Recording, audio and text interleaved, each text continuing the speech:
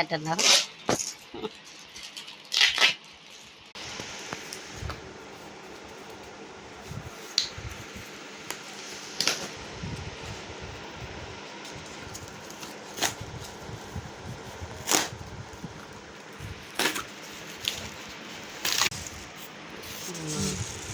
బాగా వచ్చితే కప్పు పైకి ఎత్తు, కప్పు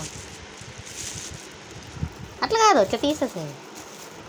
ఒకటి పైకి ఎత్తుంది, ఒకటి పైకి ఎత్తావు.